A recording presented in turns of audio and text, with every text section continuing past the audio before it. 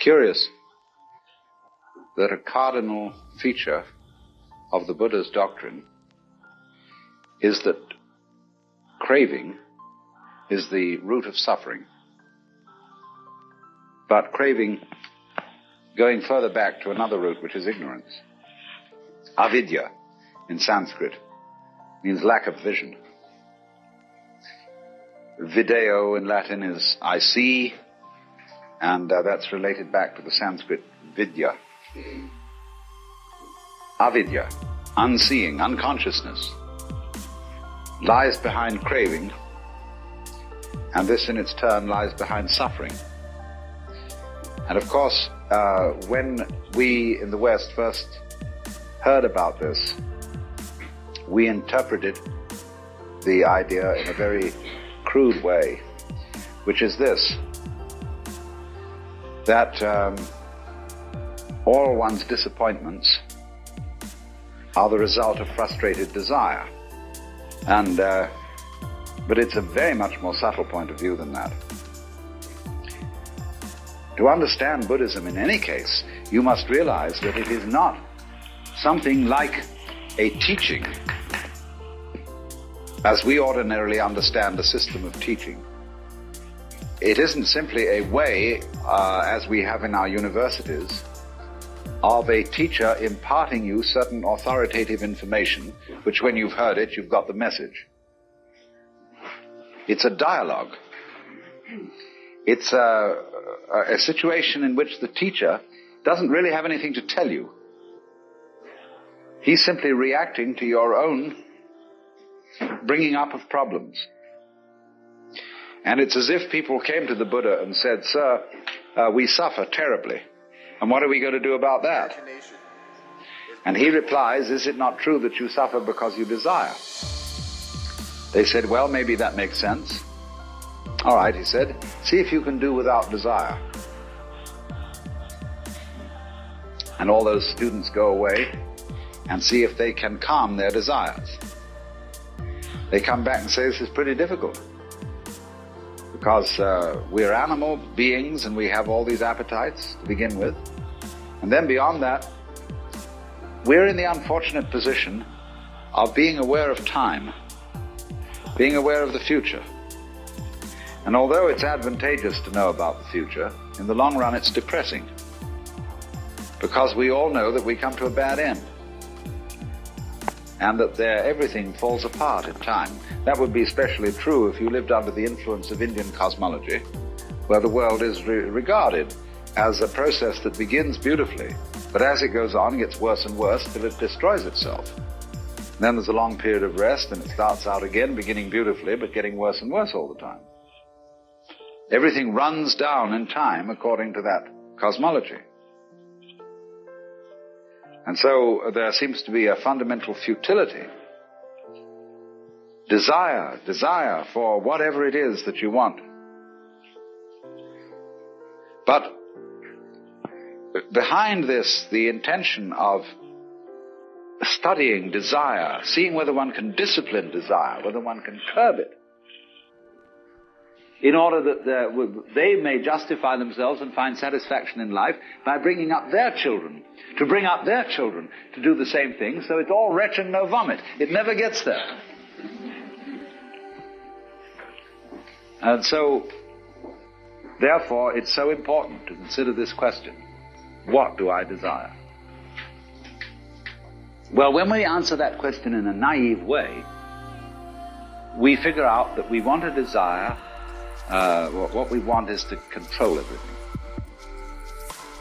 To create girls that don't grow old, apples that don't rot, clothes that never wear out, conveyances that get from one place to another instantly so we don't have to wait, power available to do anything that you could conceive and do it just instantly like that.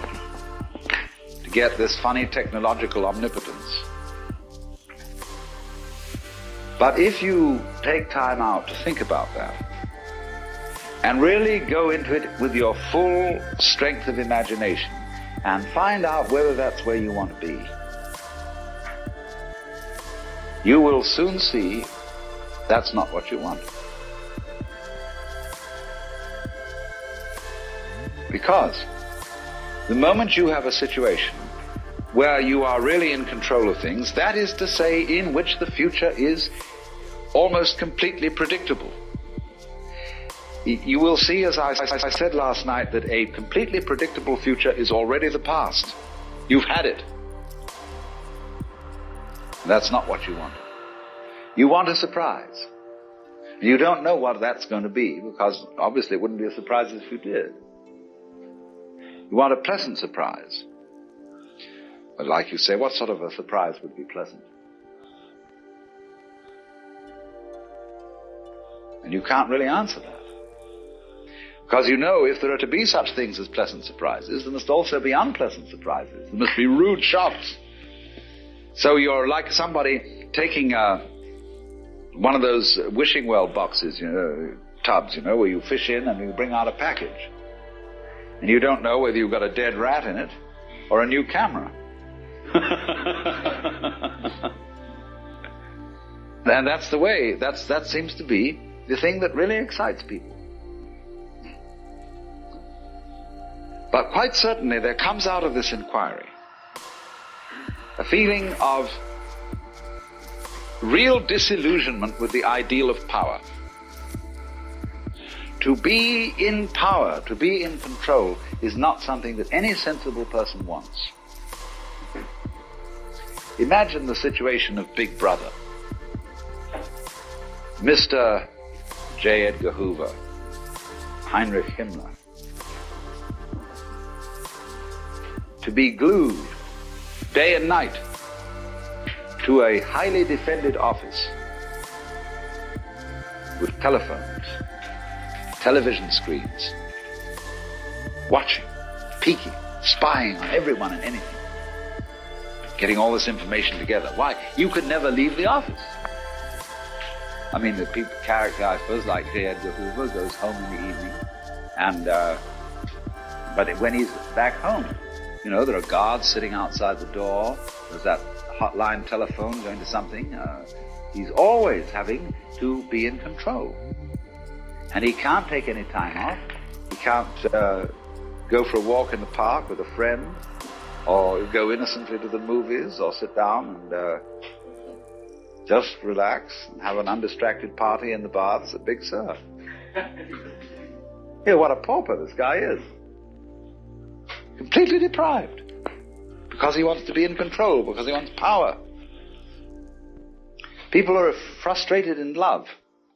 If you're jilted, there's a natural tendency in a human being to seek power as a substitute. And that's a very negative thing. It's like having a bad temper. To seek power after you're frustrated in love, you should try and get back on the love beam. Because nobody wants power. Now you may say that's shirking responsibility. That if you were a really responsible person, you would go out for power and try to use power to the best possible advantage, for the benefit of all. All right, what would be the benefit of all? Ask them. What do you want me to do with this power? I'm dictator. What would you like me to do? Well, nobody knows, because they haven't thought it through. They think of all sorts of short-range things, and they are largely conflicting and confusing, because they're not well thought out. But again, when it finally comes down to it, nobody wants to be God. Now then, when Oriental philosophy and religion was first introduced to the Western world, it was introduced under the auspices of people who were fascinated with power. It was introduced in the latter part of the 19th century, when we had heard all about evolution and how the human race was going on to ever greater heights, and we would eventually develop Superman, according to Nietzsche or G.B. Shaw, and H.G. Wells. Remember all that early fantasy of where evolution would lead through the development of technology. And so at this time, people like H.P. Blavatsky were talking about the mysterious wisdom of the East. And they phrased it, they commended it to us in a technological spirit. That there was psychic technology, That there was something that you could go way beyond anything that could be done through the physical sciences. You could cause your physical body to disintegrate to another level of vibration, and then transmit it and reassemble it somewhere else. You could live as long as you liked because you control the fundamental processes. You could determine, if you decided to die, where you would be reborn, exactly. You would be a complete master of life. And so there are still innumerable books being sold which present Oriental philosophy and religion in this light. That charlatan Lobsang Rampa, who writes about Tibetan mastery. People read that because they think that there may be a way of beating the game. So therefore, the wise men of Asia were represented through this kind of propaganda as masters of life, as, for example, people whose emotions didn't bother them, who could put up with any amount of pain by simply turning off their feelings,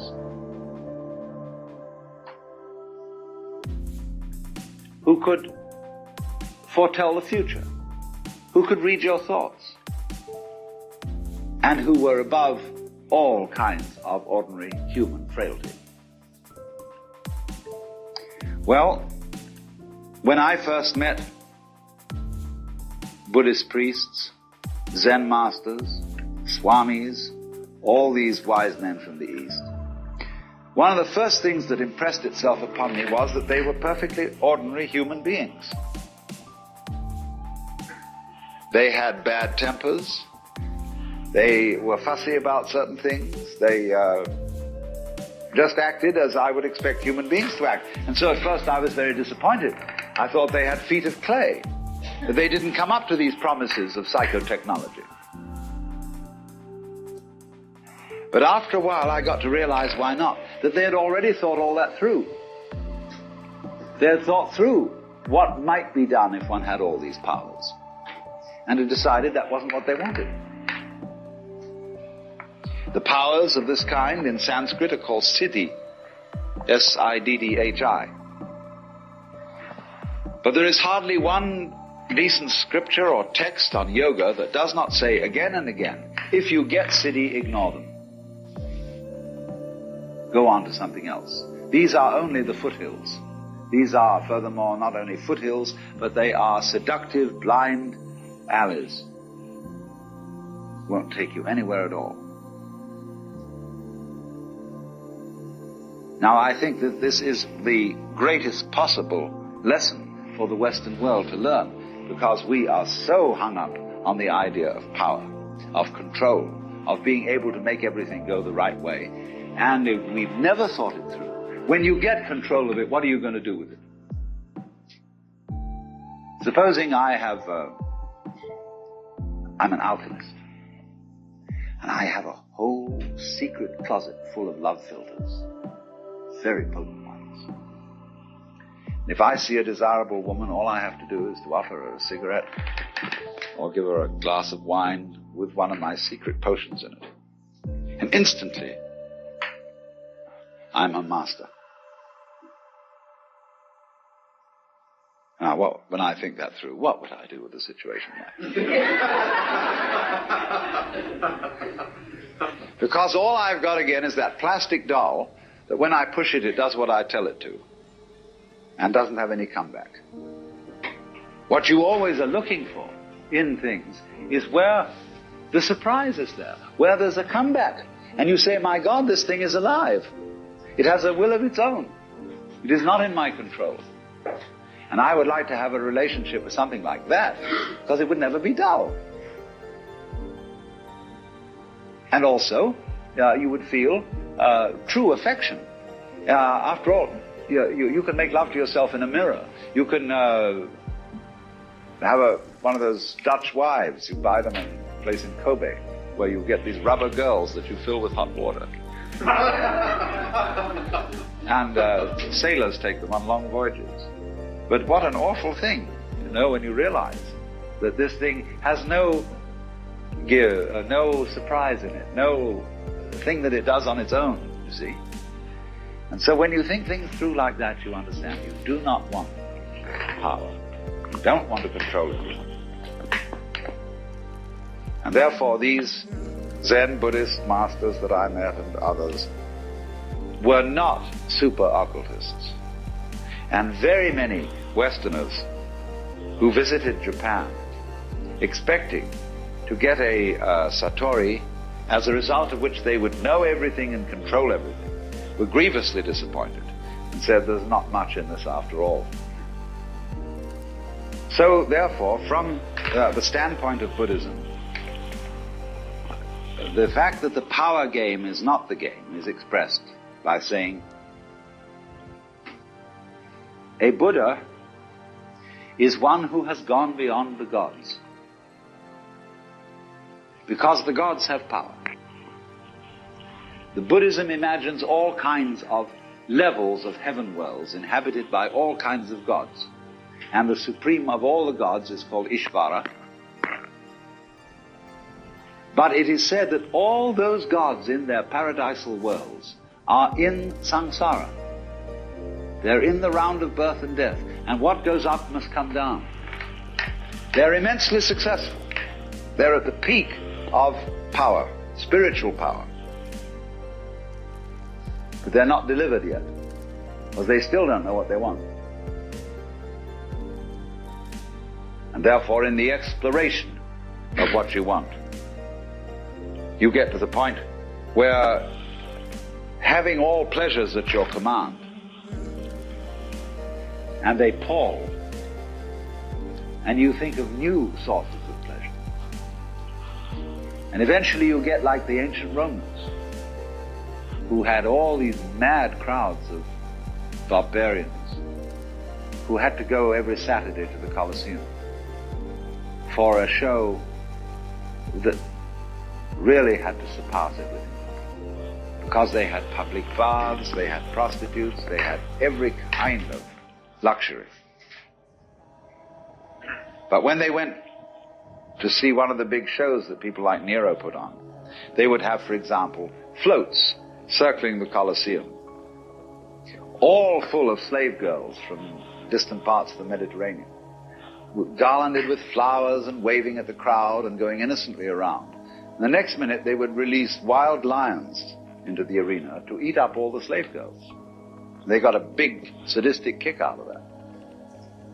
Because you see, pursuing pleasure beyond a certain place takes you into what the Buddhists call the Naraka world, that is to say, the hells. When you have explored pleasure to its ultimate limit, the only thing you can get a kick out of is pain. So naturally, you descend from the Deva world at the top of the wheel to the Naraka world at the bottom, where it shows all these beings in states of torture. Now, of course, the priests say, when they're bringing up children, if you do bad things, you will end up in the hell world.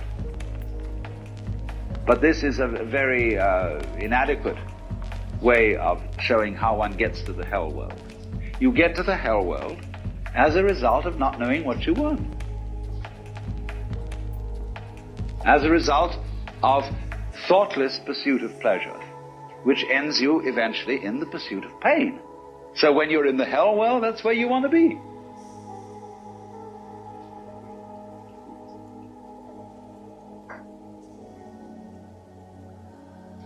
So then the question is, to clarify once more, what do we want? If you understand, first of all, that you don't want absolute power, you don't want absolute control. You want, yes, some control. You see, we always love controlling something that's not really under our control. Remember, I gave you the illustration right in the beginning of holding a gyroscopic top and feeling sometimes you're with it, but sometimes it's alive under your hand. And this sensation, too, you often get, say, in driving a car or something like that. It's more or less under your control, but on the other hand, it isn't. And that's the the beautiful thing, because when something is partly under your control but isn't, then you have the same sort of relationship with it that you have when you have someone you love, some other person. They're partly under your control because they've agreed to live with you and go along with you and so on, but also they're not. And the measure to which they're not is the measure to which they seem really alive to you. So then, we ask the question, if the motivation of power gaining disappears, you've seen through it and you know that's not what you want, what other motivation takes its place as the origin of actions? And it seems to me that the answer here is compassion.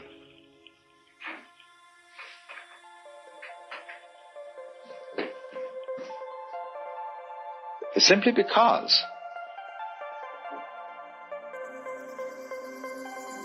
when you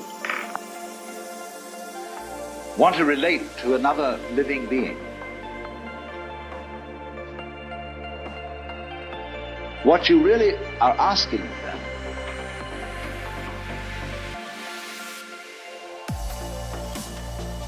is that they be in the same situation that you are. You want to meet and encounter someone else who has your problems, your fears, and your delights. You don't want a doll, you want another you, another self.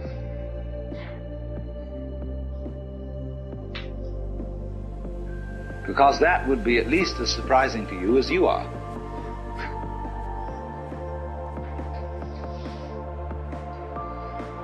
And so then at once, that when you see that that is the case, and that the most interesting thing in the world is the relationship with these others, and you can see at once yourself in the situation of all the other people, and then you think, no, I don't want to control these people. I would like them, yes, to be controlled in the sense that they were happy to do the things I would like them to do.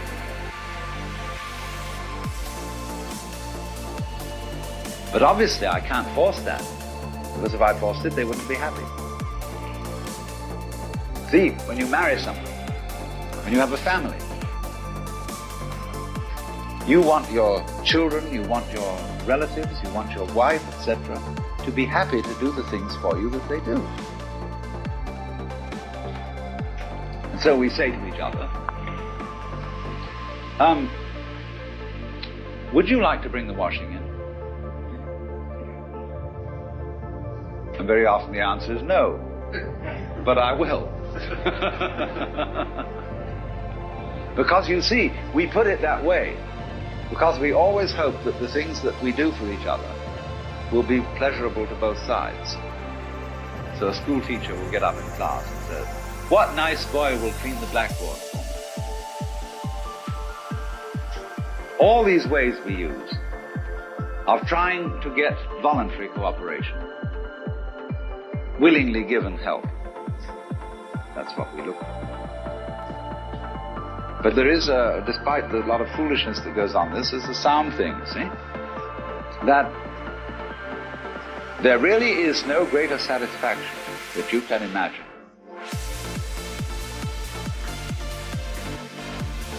than that kind of personal relationship wherein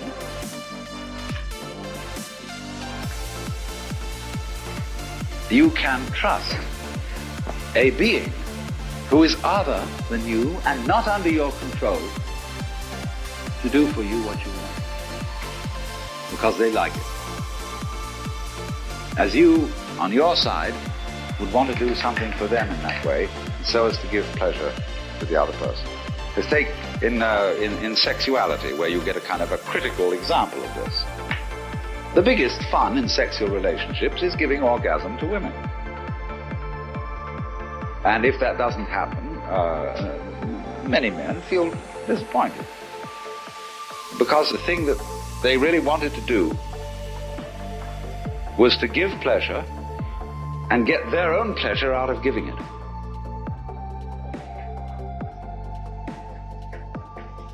Now that's compassion,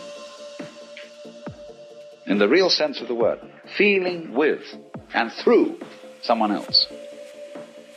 Where the whole trick is that you lose control for a while of the situation and say, I throw the ball to you, now it's yours. Now, I may seem, therefore, as a result of talking in this way, to be talking like a Jewish or a Christian theologian. Because that's what they say about God. That God did something called kenosis in the beginning of all time. Kenosis is a Greek word meaning self-emptying, self-sacrifice, giving up, and thereby conferred freedom of will and the power to love on angels and human beings. And therefore took a terrific risk by trusting the other, by trusting a principle called other that's not under your control.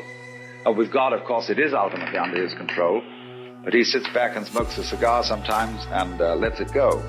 See what the children will do. Like the lawn in green pastures, a big cigar. So, but you see, it's really in a way the same idea as the Hindu idea. When the Christian speaks of God giving the creature freedom of will, the Hindu says, no, God gets lost in that person and gives up power. And it's really the same thing. It's the idea that the all-powerful surrenders power. So that the more you give the power away, what you're really doing is you're othering yourself. Now, the more you other yourself by giving power away, the more of a self you are, because self and other are reciprocal. So you find that people who through a sadhana, a yoga discipline, have overcome their ego, have transcended the ego, are tremendously strong personalities. You would think, theoretically, they would all be non-entities and to lack entirely what psychologists call ego strength. But actually, they're nothing of the kind. They are, every one of them, unique. They're all quite different from each other. And they are very, very, what I would call strong characters. Because the more they have given it up, the more they get it. So, in this way of thinking,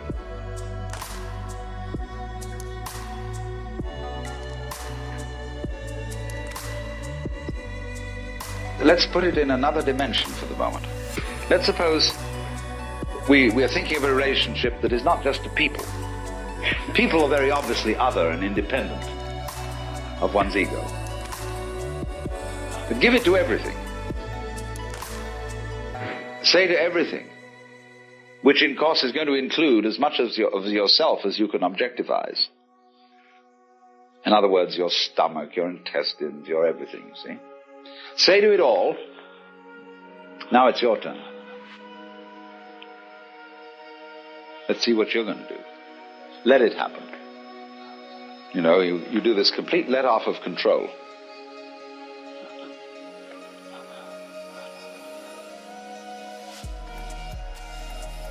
And you find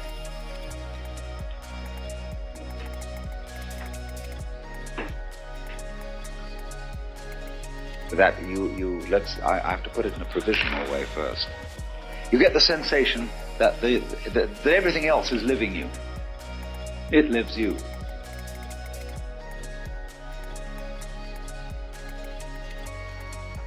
That you've given away control, you see, to everything else.